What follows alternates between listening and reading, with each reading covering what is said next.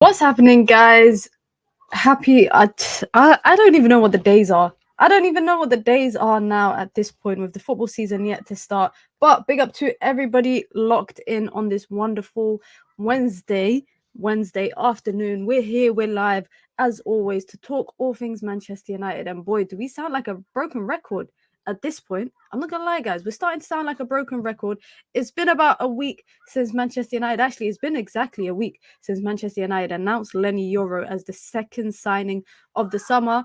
And it does seem like transfer news has dried up a little bit. Manchester United are really pushing to get a midfielder over the line, and which midfielder that's going to be, nobody knows. Nobody knows. But Manchester United do depart for their pre-season tour of the USA today. Quite a few players are not traveling. Quite a few senior players are not traveling in this.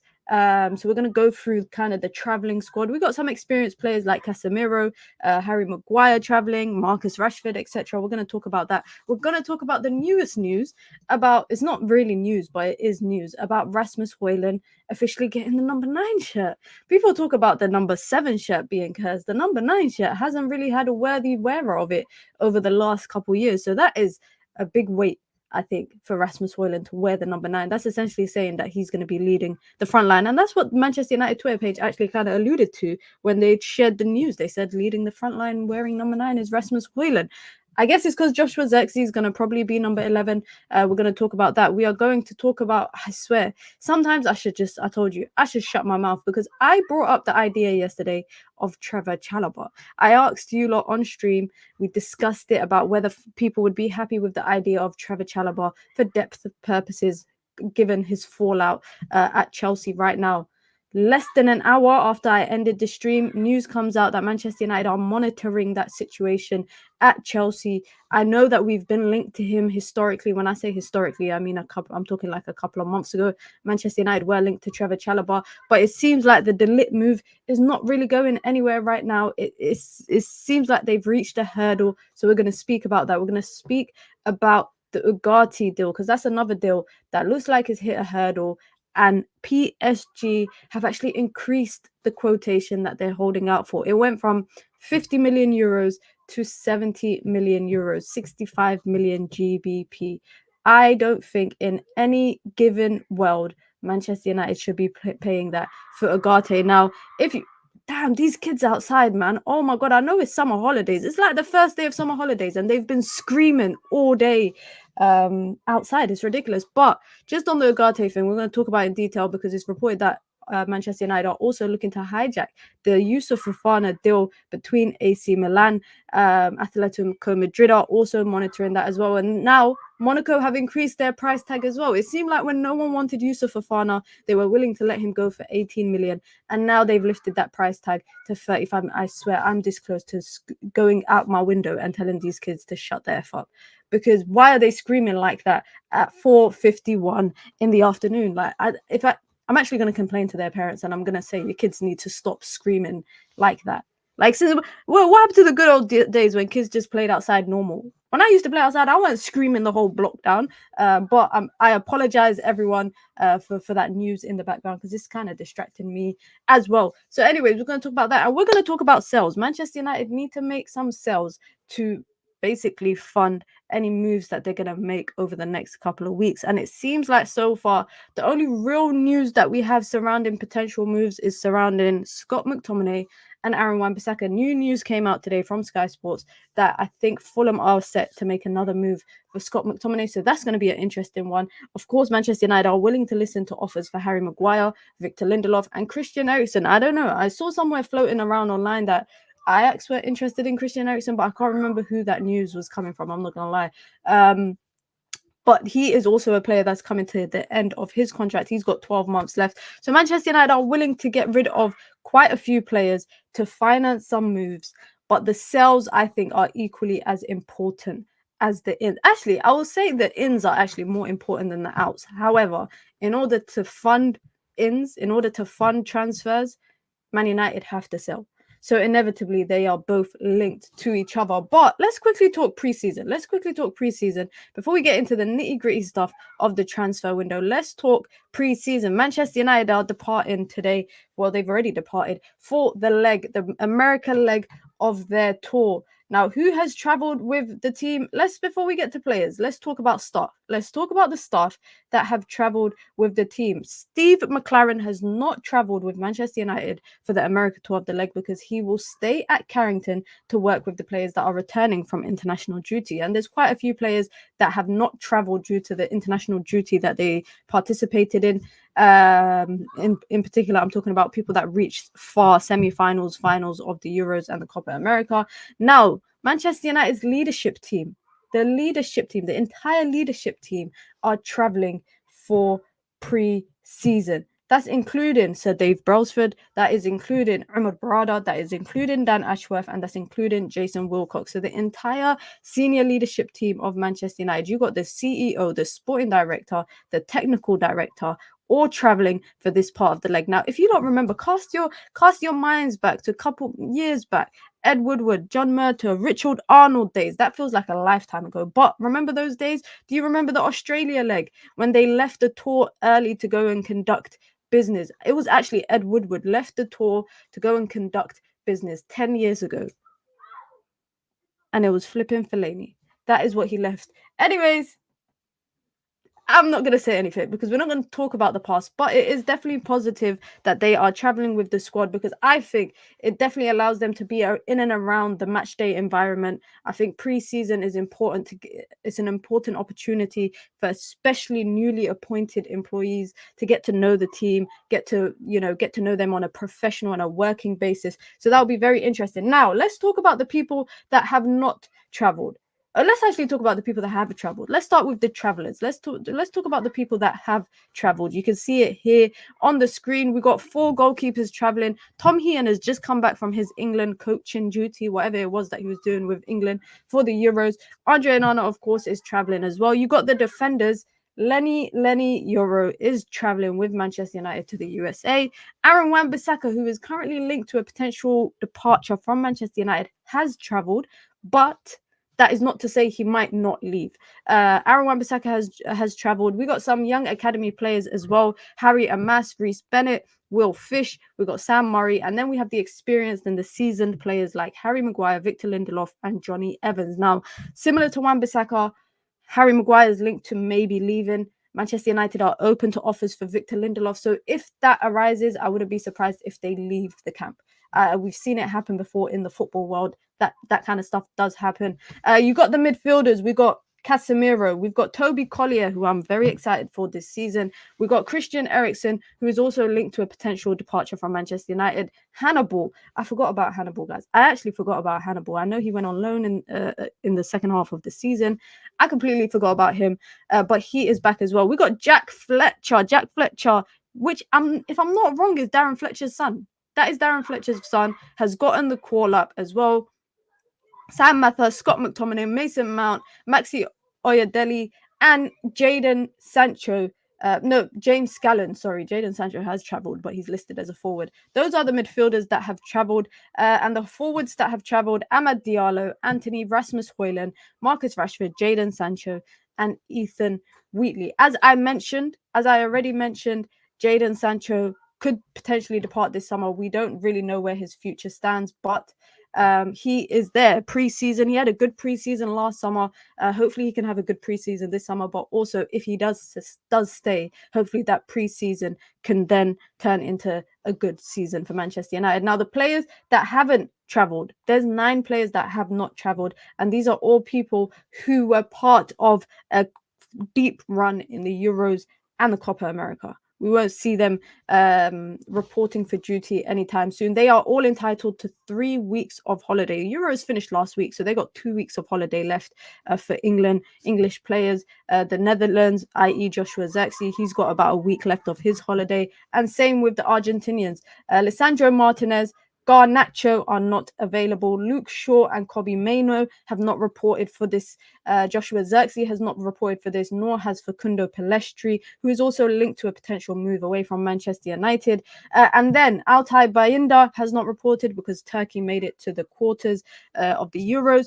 Bruno Fernandes and Diogo Dalot are not reporting as well for the America leg of pre-season. Tyrell Malacia is also on that list. He was not part of the Euros. He was not part of Copa America. However, he is still doing individual rehabilitation at Carrington. So he will not be traveling either. Now, you lot are talking about Rasmus Hojlund in the chat, and you know what, it's funny because it's actually the next topic of discussion for me, and you know what, this is actually the perfect segue. This is actually the perfect segue for me because I want to know what you lot think. Get involved in the chat, guys. Be sure to hit the like button and be sure to subscribe as well. Let me know in the chat your thoughts about Rasmus Hojlund getting the number 9 shirt. Let's find a picture because this picture here is actually looking at historically all the number 9s at Manchester United, and I think he has, like, we talk about the curse of the 7. The number 9 has not been done justice of recent either.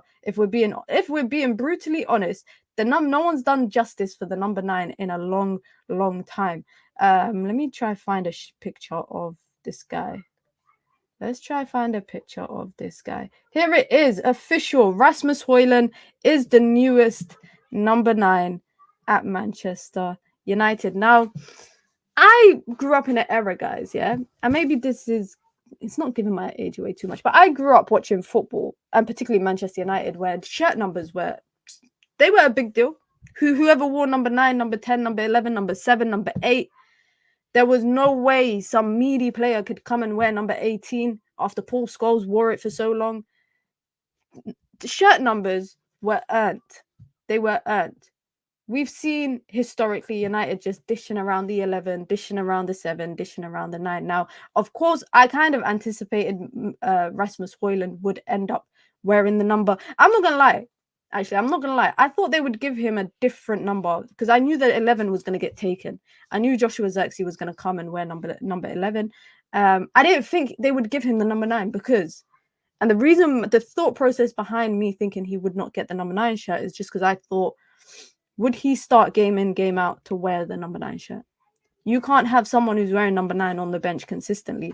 Now, if you look at historically over the last 15 or so years of people who have worn the number 9 shirt, this has been it. It went from Berbatov, phenomenal player, loved him, one of my favorite players of that Manchester United era. Yeah, Falcao, who was a flop. Ibrahimovic, which was Ibrahimovic was hit and miss, I would say. Lukaku was just an unusual time. He got goals when he needed it, but there was some times where he was just stinking it up. And Martial, who went from the 11 to number 9, similar to Rasmus Hojlund. And now Hojlund gets the number 9 shirt. It's interesting. It's really interesting for me. If Rasmus Hojlund is going to play game in, game out, then there's no issue with having him having the number 9. I do think, however, this season, under Ruud van Nistelrooy, he will really learn what it's like the true meaning of leading the line and being that front man. He has to. There's no other striker that he could possibly learn off that will not benefit him that is not Ruud van Nistelrooy. And I really hope Ruud van Nistelrooy is going to work with him as well. Let's talk about player sales. Fulham are discussing their next move for Scott McTominay. This is reported by Sky Sports today. Manchester United are expecting Fulham to make another bid.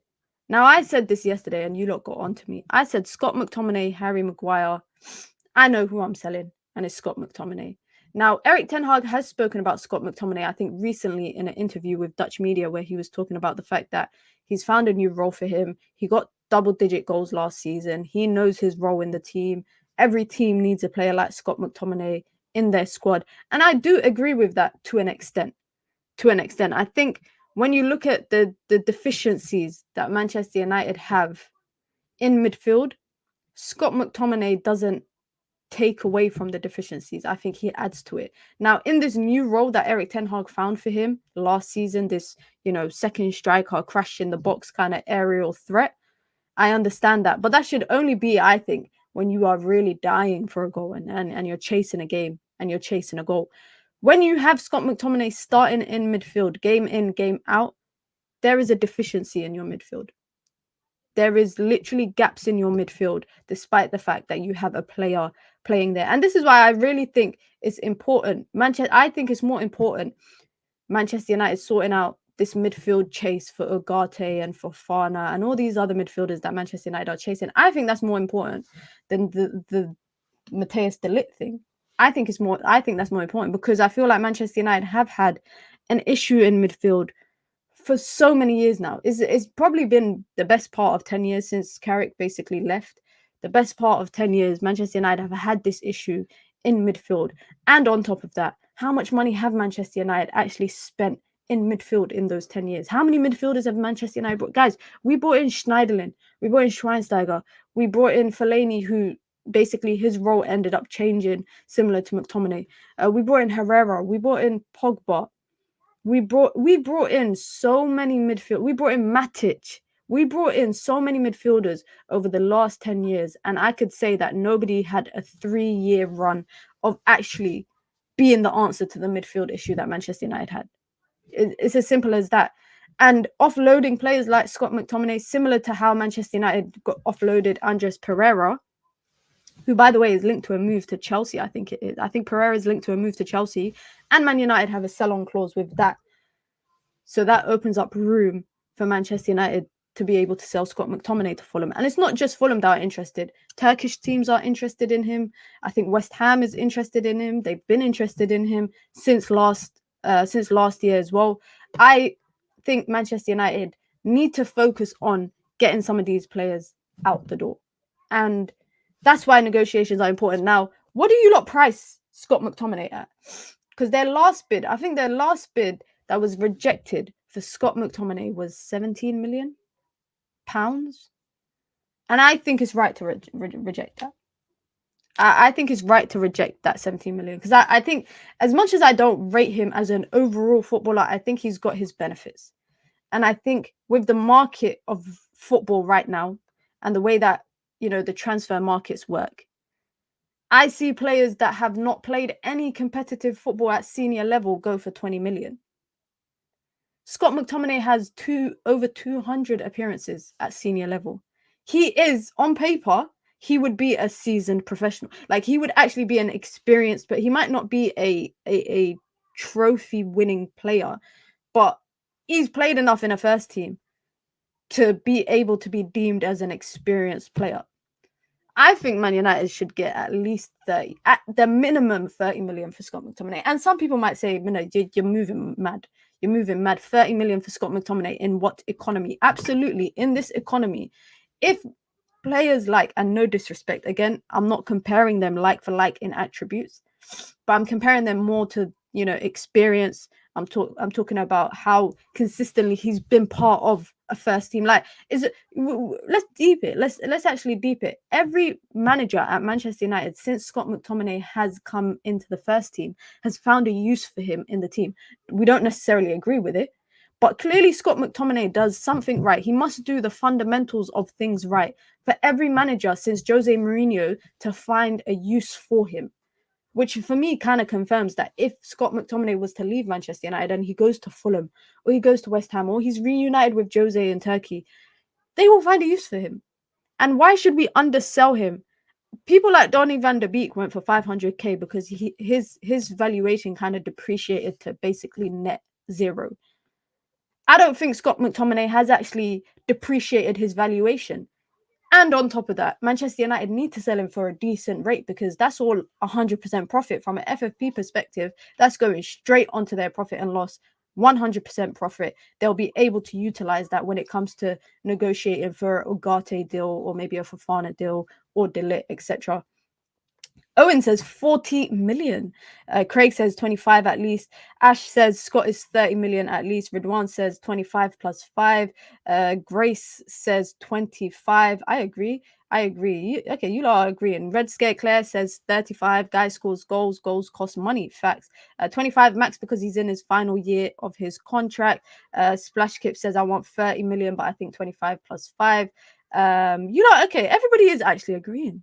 Everyone's actually agreeing. Lil Yo-Yo, big up to Lil Yo-Yo, says 100% we should actually get 35 million. Last season, we were offered 30 million and we didn't take it. 20 million is enough. I don't think 20 million is enough. I think a player like Lindelof, or I think a player like Wan-Bissaka should go for 20 million. I think a player like Wan-Bissaka should go for 20 million. I think 30 million is a reasonable amount for Scott McTominay. I look at all the other players that Manchester United could potentially sell.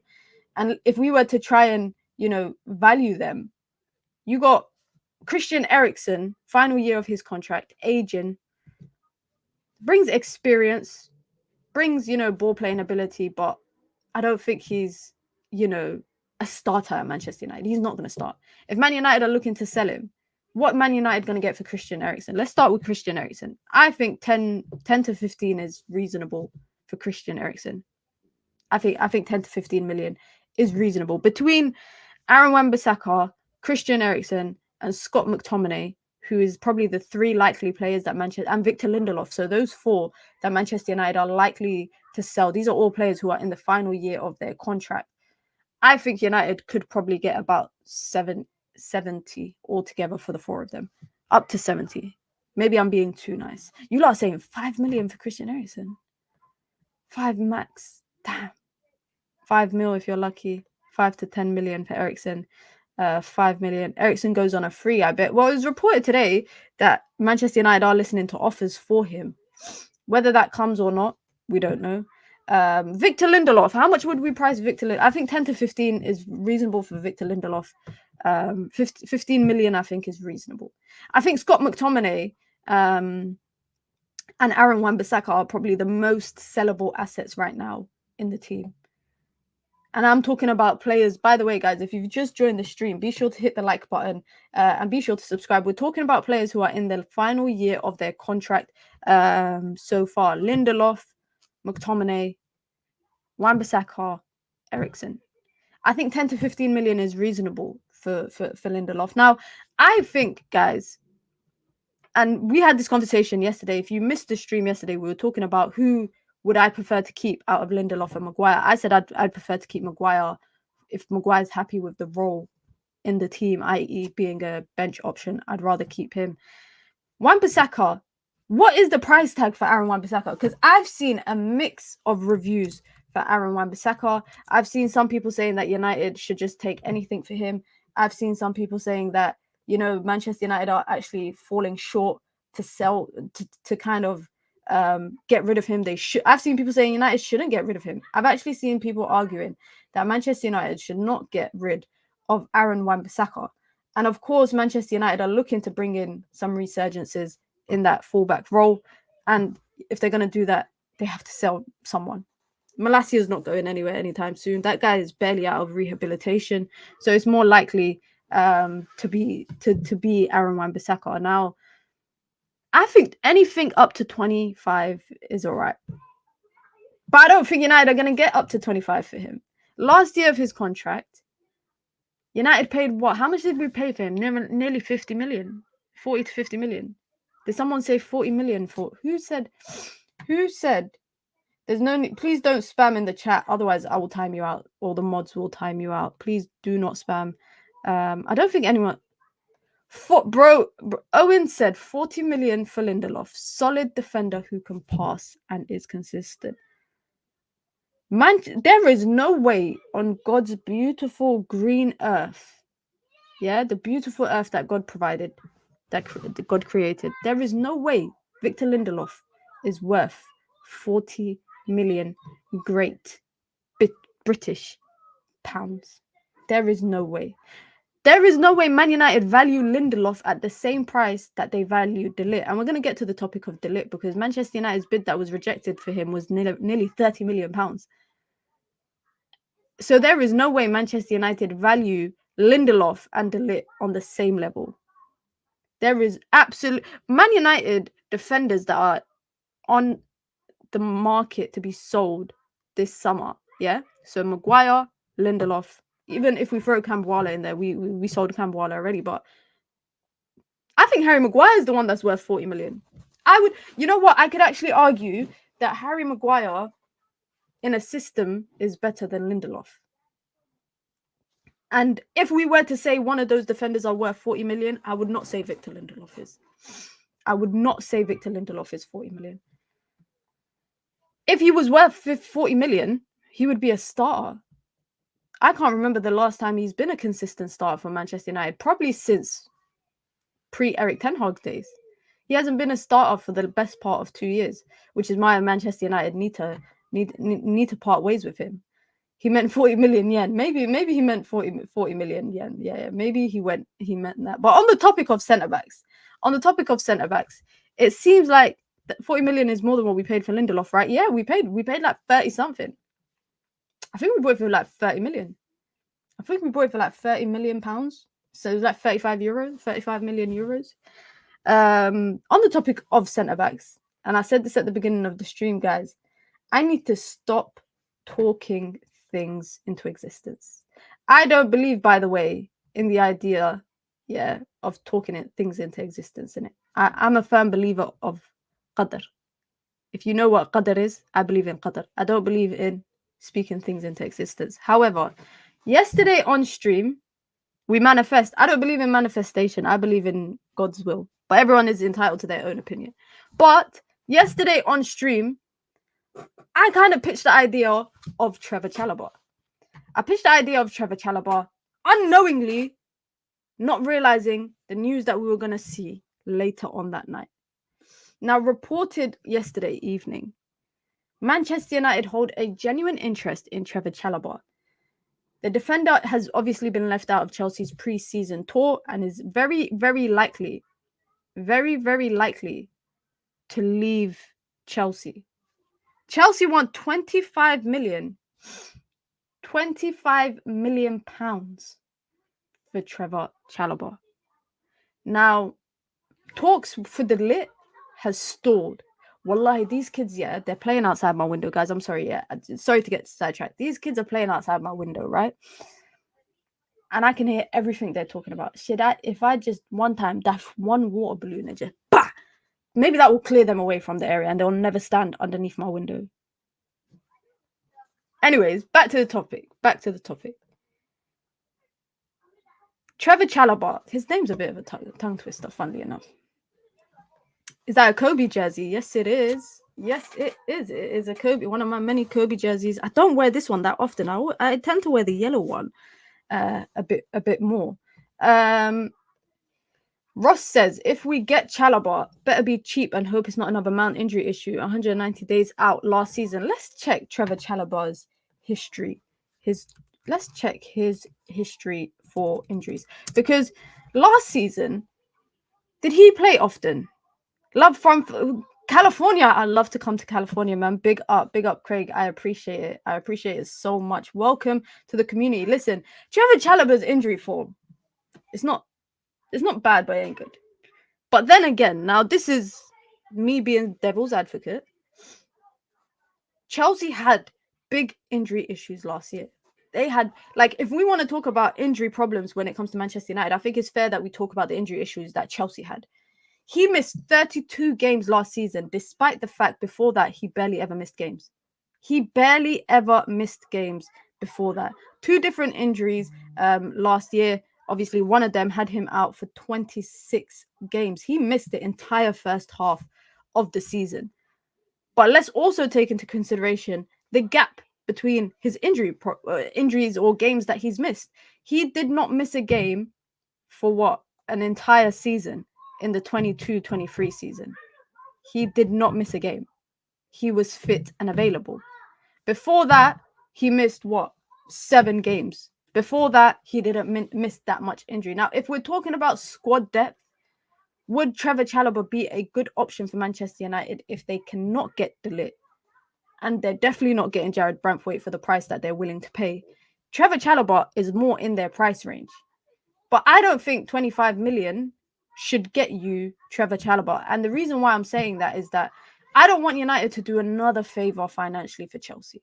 United had done them a favour last year. Chelsea are still doing their nonsense in the transfer windows where they're just going and buying every young player in the world that they think is going to be good for like 40 million, 30 million, etc., etc. So they need to sell. And they sell relatively well over the last, I think since Clearlake came in, I would say they managed to sell relatively well. Last year, they managed to offload Ziyech. They got rid of Koulibaly. They got rid of Mendy. They were able to get rid of players. Thiago Silva has left on a free. They got Fofana. I don't even know. Is he back? I think he's back from his ACL injury. So they got Fofana. They got Disasi. They've got Badashili. They've got a lot of centre-backs. And Trevor Chalobah, by the way, is this how you treat your academy product? Let me not be devil's advocate, but this is a Chelsea academy kid. He's through and through Chelsea. Through and through Chelsea. But this is how they've done him. They told him stay at home. Don't even come Heathrow Airport. They told him don't even come to Heathrow Airport. You're not even on the list to come to Heathrow. We're not even sending you a car to bring you to the airport. It's unfortunate. But United should not be paying 25 million for him. If they are able to leverage his situation with the club. And when you say, you're probably thinking, what do you mean by situation? The fact that the club don't want him. United should be able to leverage that and use that to draw the price down a little bit more, in my opinion. Because if the club is really desperate to get rid of him and they need to sell, they need to offload, they can buy him for a cheaper price, say 15 million, and still be able to go and get a Ligt. Now, Manchester United reportedly was always looking to sign 3 centre-backs. I don't know how true that is. But I think United need a left-sided centre-back. That is what I think United should get. Now, they missed out, by the way, also on Tosin Adarabioyo, who went to Chelsea. So that is also another centre-back that he's competing with, that he's below in the pecking order. Chelsea did him dirty, yet are mad at Mount for leaving. I think, you know what? I don't get why people were mad at Mount for leaving, because I don't know. I don't know why Chelsea fans were so mad about that. AB said, no way we can sign another Chelsea reject so they can use the money to improve their own squad. It makes no sense. Are they truly improving their squad though? Because guys, again, I don't want to turn this into a Chelsea stream because, we're not here to talk about Chelsea. But have you guys seen this, the players that they're buying or the players that they're linked to? It makes no sense. I look at it and think, how do these players improve your squad? And maybe that's me being a hater. We're in what season is this? This is 24-25 season, right? This is the players that they've brought in so far. They've brought in Tosin Adarabioyo on a free. They've brought in Mark Gu from Barcelona. I'm not gonna lie, I've never heard of him. Caleb Wiley from Atalanta for 10 million euros. Renato Vega from FC Basel for 14 million. They brought in Amari Kellyman, an Aston Villa under-21 player, for 22 million. And then they brought in Dewsbury Hall, which I think is a good move. And the players that they've sold, the players that they parted ways with, Ian Matson, they got 44 million for him.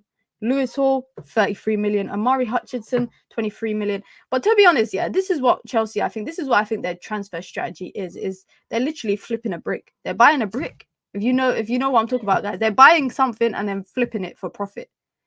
Ian Matson, Lewis Hall, Amari Hutchinson, and the other 2 players on freeze. I wouldn't say if United are doing a favor, by the way, can I say, if they're buying Trevor Chalobah for 25 million in their books.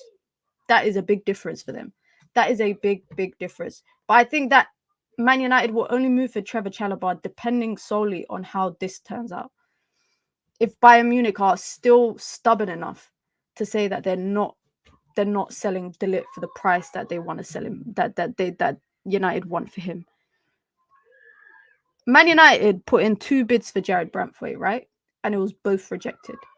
They put in, I think it was 35 plus 10 and then 45 plus 5. So 50 million was the second bid that they put in for Jared Brantwaite. Man United's first bid for Ligt was 29 million pounds. Where do you guys draw the line at being priced out of a move for Ligt? Because Bayern Munich reportedly want 50 million euros for him. That's about 44 million pounds. Bayern Munich are also in a financial fight with PSG to sign Desire Doué, right? PSG might just they might just snatch Desire Doué from Bayern Munich. On top of that, Bayern Munich want to buy Jonathan Tah as well. So this is all leverage for Manchester United. And on top of that, Manchester United are interested in Mazraoui. So they could turn around and say to Bayern Munich, you know what? We'll do a 2-in-1. We'll do a 2-in-1. And we'll sign Mazraoui and Ligt, but only for the price that, we want to pay for them.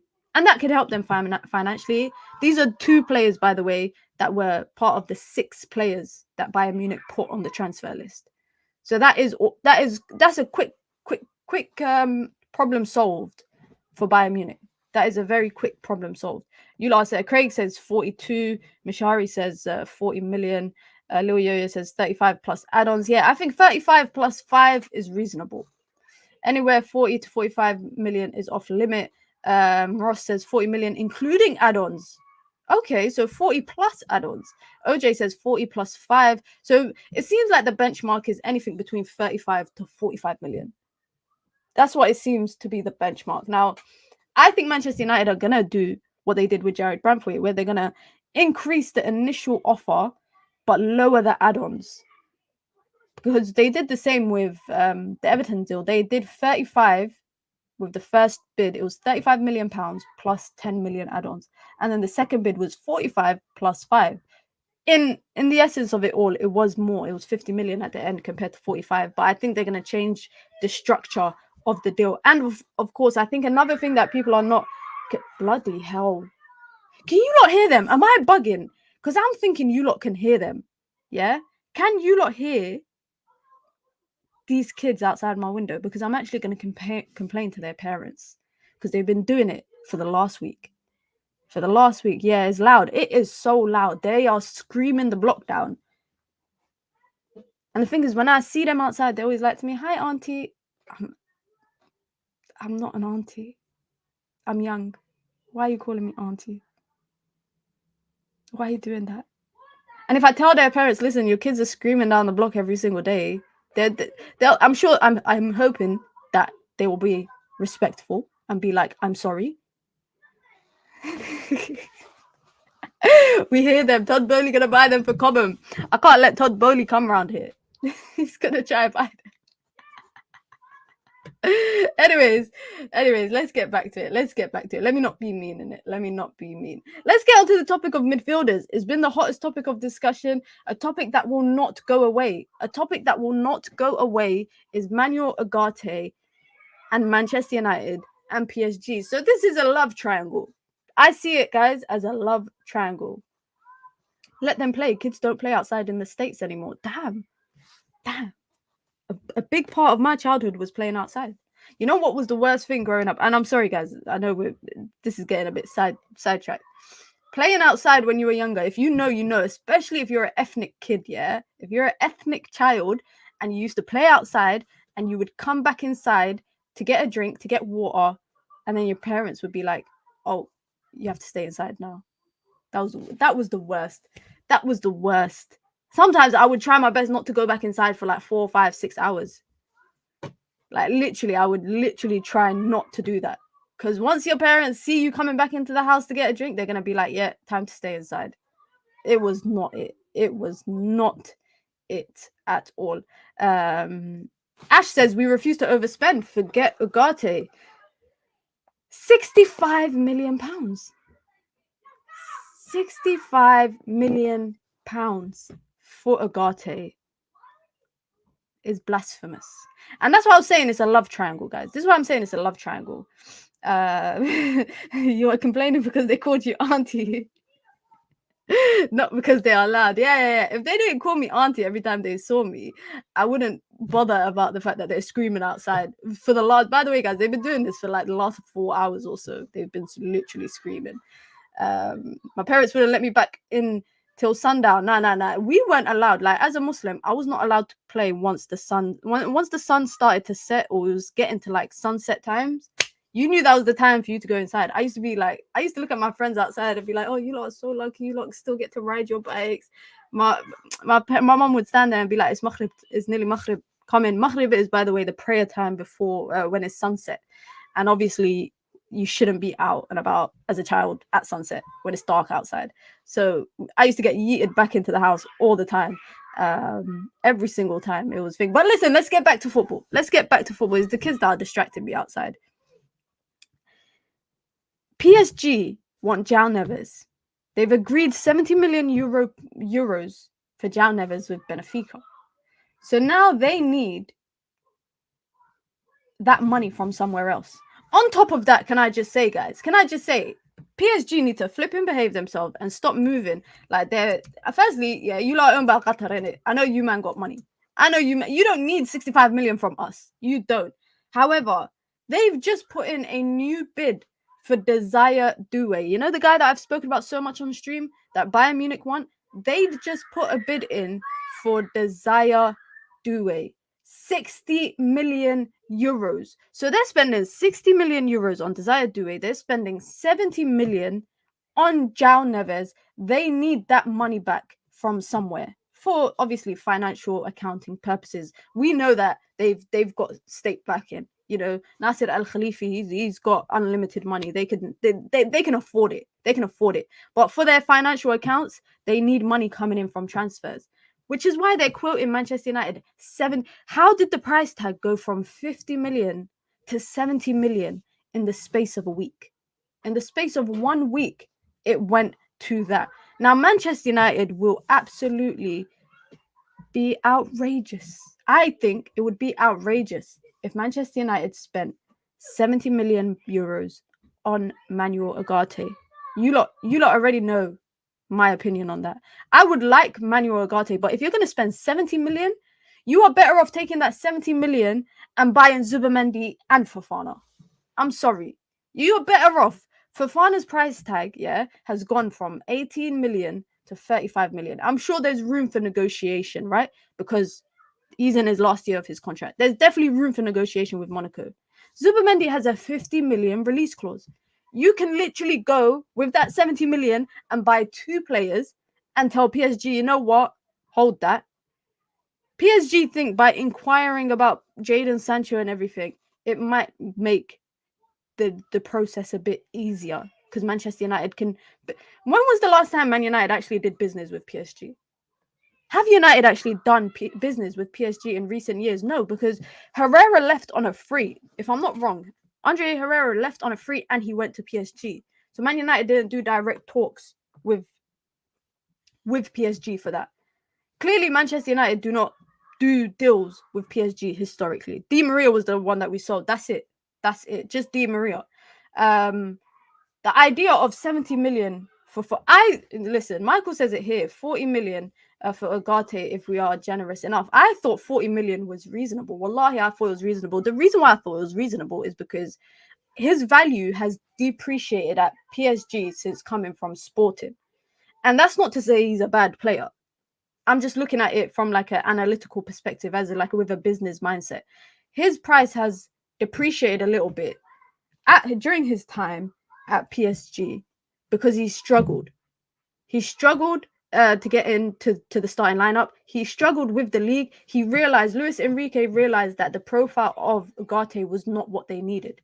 It wasn't what they needed. So for that reason, I thought 50 million you brought him for, his price has depreciated a little bit. You can't get 50 million for him. But that was the fee that they were looking for.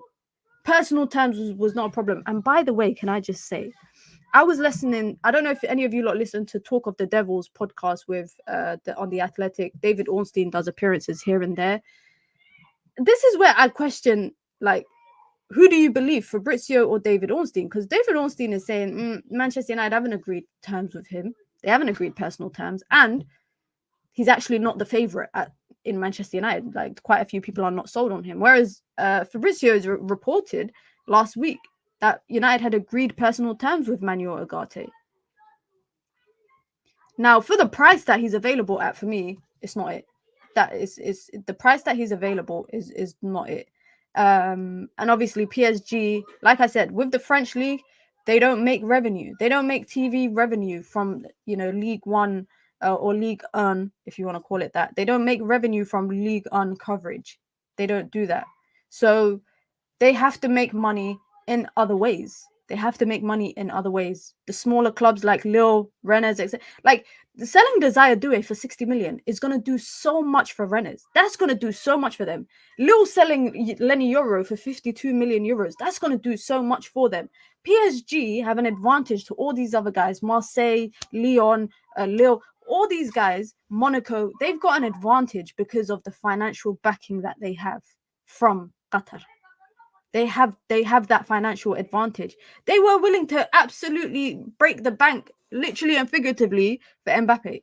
They were willing to do that. And now they find themselves in a fortunate position where they're going to save a lot of money from what they were paying Kylian Mbappe. It's still a lot of money, but they're going to save a lot of money and they can reinvest that into the team to build. Like the fact that PSG don't want to pay Victor Osimhen's release clause. He's got, I think, it's 130 million euro release clause. They don't want to pay that. And Napoli are holding out for that. They spent 72 million on Kolo Muani last season and brought Gonzalo Ramos in the same window for 60 million. PSG have the money, but they think that they can fleece Manchester United 65 million pound, 70 million euros for Ugarte. I definitely don't think that. 42 for Ligt, 40 for Ugarte, 18 for Mazraoui. That's my shopping list.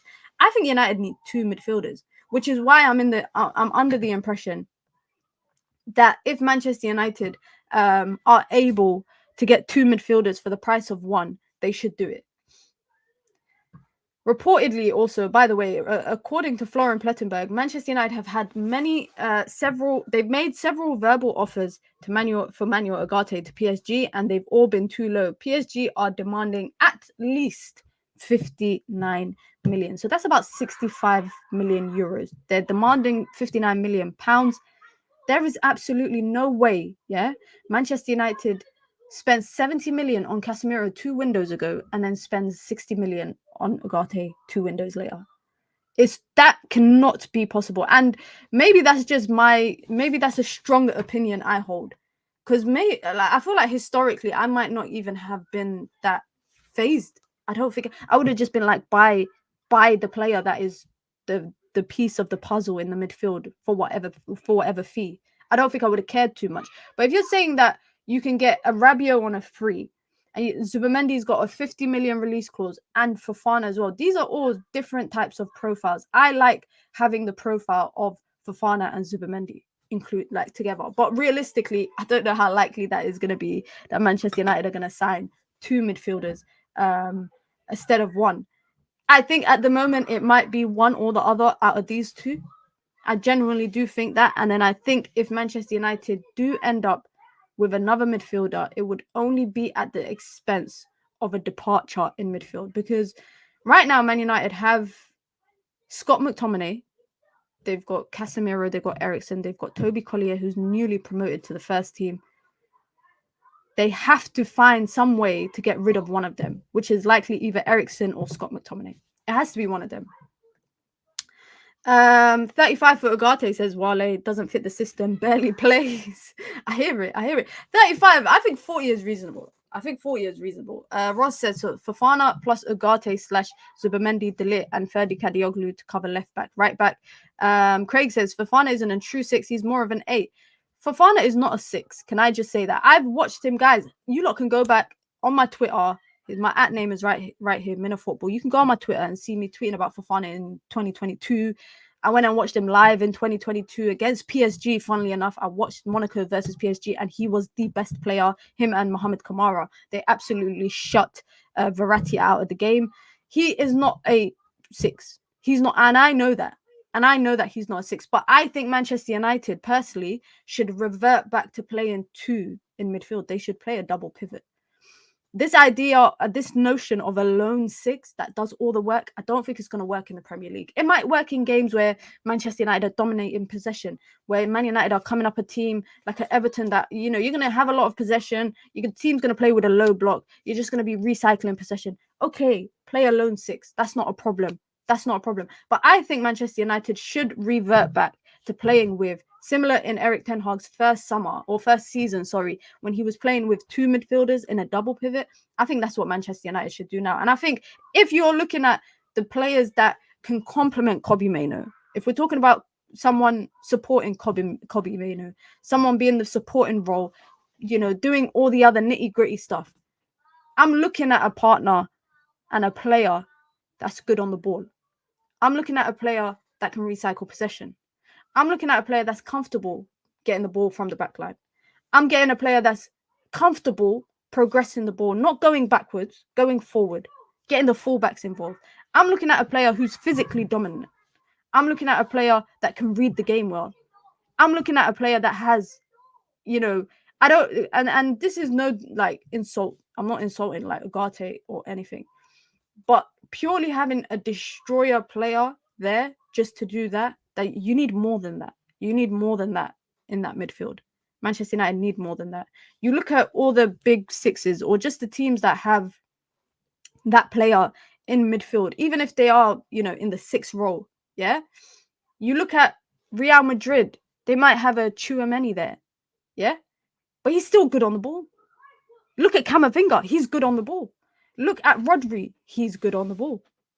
These players that are playing in that midfield, and I think especially with Kobbie Mainoo, it has to be someone who's good at progressing the ball, good at interceptions, is physical, can read the game well, and has good IQ. I don't think their role should solely just be a six that just sits there and just is a destroyer.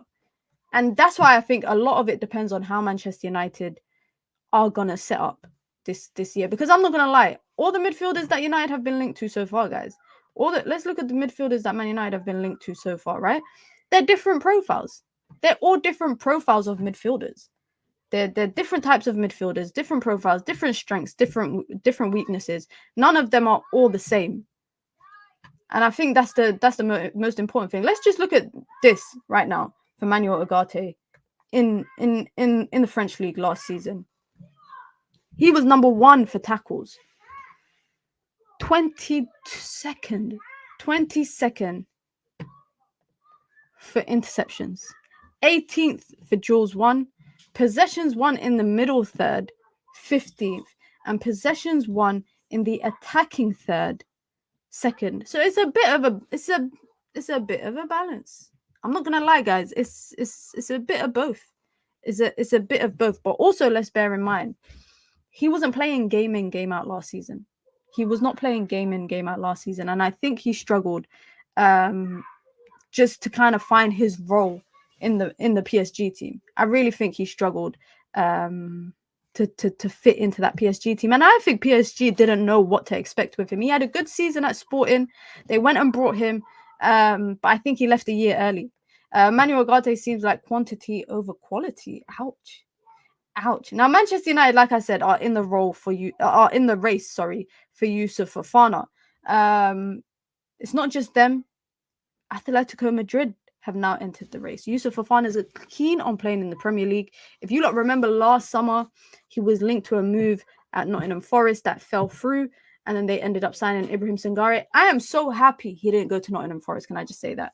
And obviously, AC Milan is the team that he's already agreed personal terms with. Now, I think because Manchester United's now entered the race and Atletico Madrid have entered the race, that has driven up the price. And AC Milan actually might not pay that. AC Milan look like financially this year they are making smart decisions. They didn't want to spend 10 million or near enough to 10 million, I think it was, or 8 million on agent's commission for Joshua Zirkzee, despite the fact that they agreed personal terms with him and they were ready to pay his release clause. AC Milan are making financially sound decisions to try and bolster and strengthen their squad. And I think this will be one of them ones where they actually could miss out on the player because they don't want to pay 35 million euros. Now, like I said, Manchester United have the ball in their court in comparison to the other teams, in my opinion. I think they got the ball in their court. Number 1, Yusuf Fofana wants to play in the Premier League. He wants to play in the Premier League. That's the first point. The second point is that Manchester United have a sporting project that obviously that they can present to him, similar to his French teammate in Lenny Yoro, similar to Joshua Zirkzee. And guys, I've been saying this time and time again, yeah. Manchester United should be targeting more players from the French league when it comes to looking for physical players or players that can play in a physical league like the Premier League with the tempo, etc. Because as much as people call it the Farmers League, which it is, when it comes to physicality, the French league is very physical. It's a very physical. So if you've got the strength to dominate in the French league, you can do it, I think, in the Premier League. And that's my opinion with Youssouf Fofana. If we just talk about him as a midfielder and what he has in comparison to, you know, the other players that United are linked to. I mean, he's 24 years old, yeah? He's dynamic in midfield. Whether it's tackling, whether it's interceptions, whether his transitions, whether it's breaking up play, and even just stabilizing the midfield, like I said, recycling possession, getting the ball forward. Look at his pass map. Yeah, where is it? This is his pass map for progressive passes last season. Most of it into threatening areas. Most of it into threatening areas. He's not a side-to-side passer. Look, he ain't passing side-to-side regularly. He's passing forward. And when he is passing forward, some of them are long passes into the box, finding a target player. I think it was Ben Yedder that was playing up top for Monaco, if I'm not wrong. Because I remember when I went to watch them, it was Ben Yedder playing up top. But also, can I just say, it's progressive passes, which is, I think he's got like 85% completion. Yeah, so he's got 85% completion rate for his passing. Now, that might not be the same as Zubimendi, who's got 90%. Ugarte's got 82%. Soufiane Amrabat isn't really known for his passing, but more so for his duels, etc. And out of all of them, can I just say, it's probably Adrien Rabiot that's the second closest to Zubimendi with 87%. You look at Richard Rios, who was the young player that we're linked to from Palmeiras that they've put a 70 million price tag on. It's probably not going to happen, but he also 85 million as well. So 85%, sorry, for pass completion. Now, out of all of them, I would like Zubimendi. Like, if we are being 100% honest, I would like Manchester United to go ahead and sign Zubimendi, but I know that it's likely not going to happen. Mino, we know you love Fofana. You've been talking about him for a long time. Are you his agent now? You know what I like to do, guys? I invest stocks in players early just to be like, I told you so. You know that person that's always like, I told you so, I told you so. That's me. I invest stocks in players early on, years and years before people start to actually know them. And then I just, try to bring, because a lot of the time when I used to talk about Fofana before, or I used to talk about another player called Simakan before, people used to be like to me, oh, and this was on Twitter, but this is before I started YouTube.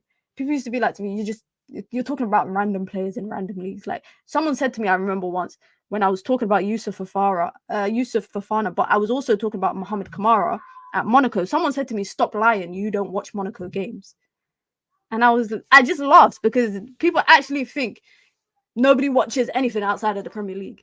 Like people genuinely believe that. Mina loves Kamara. I love Mohamed Kamara. I was bigging him up a lot during AFCON, if you lot remember. I was bigging him up a lot during AFCON. Listen, let me see how many likes we're on. Okay, we've passed 100 likes, guys. If we can, let's try get to 125. If we can pass that and get to 150 as well, that would be wonderful. That would be great. Let's talk about Mazraoui. Because we spoke about a lot during Paul Pogba's time at Manchester United. We talked about unlocking Paul Pogba. Reportedly, Erik ten Hag believes that signing Nazir Mazraoui will help to unlock the potential of Antony. Now, this is interesting because if I'm not wrong, they played together on the right hand. Let me before I start lying, let me actually just double check the facts. Yeah, let me double check the facts. Yeah, I'm right to an extent. They played together on the right hand side at Ajax. Mazraoui was the right back. He was the right winger. I don't think this is going to unlock him. And no disrespect to Antony. Like I said, no disrespect to him. I think Antony's biggest downfall is at Manchester United, his price tag. Because if his price tag wasn't so hefty and it wasn't so big and it wasn't such a burden, I don't think people would care about him playing the way that he does. You know that. I genuinely don't think that.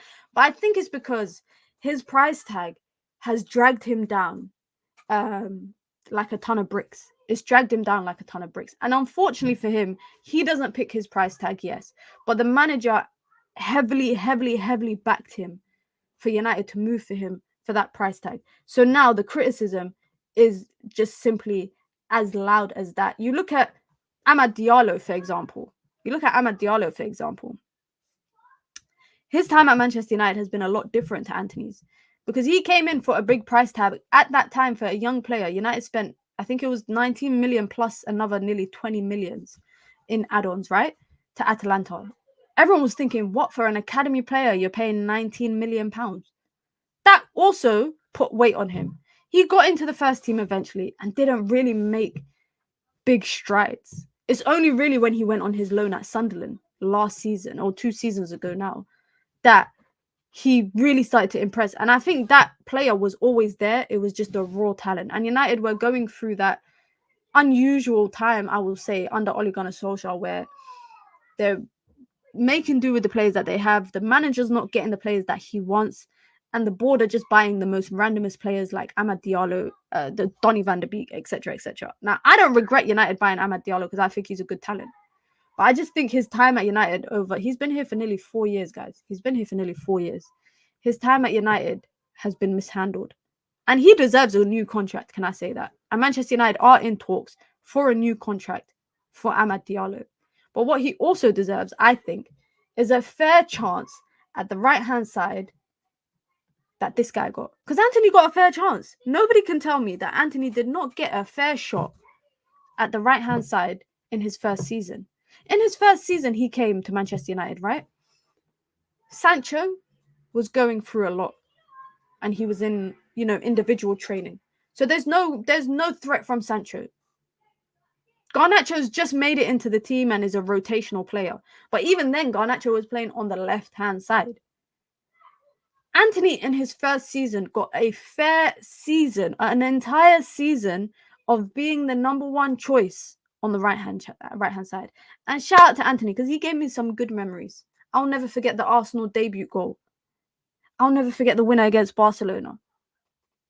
But after that, guys, it's been piss poor. Excuse my language.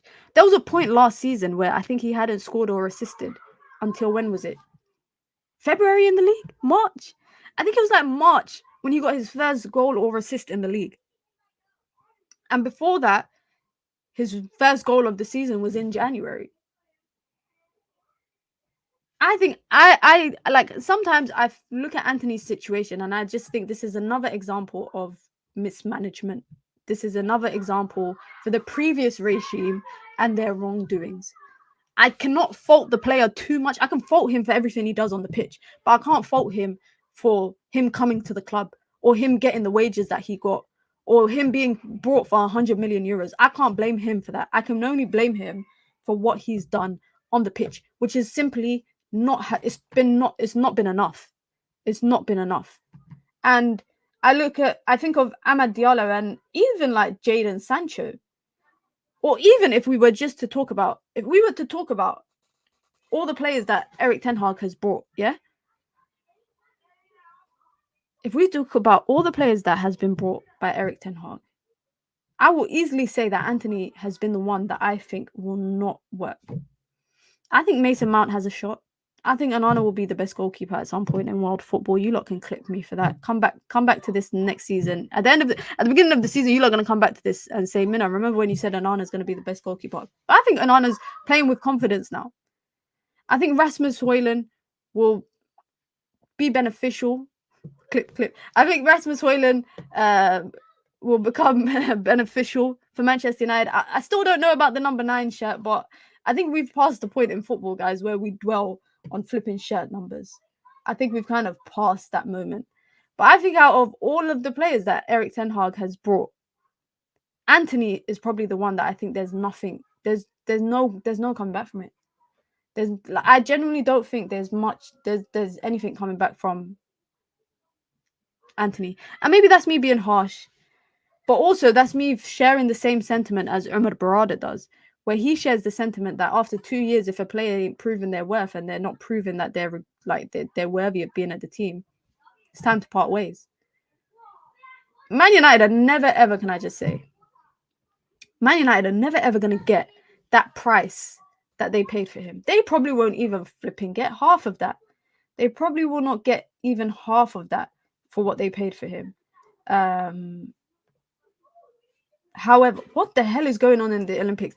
By the way, guys, side note, has anybody been watching the Olympics football today that's been happening? Because it was the opening game between Argentina and Morocco, right? They had 15 minutes extra time.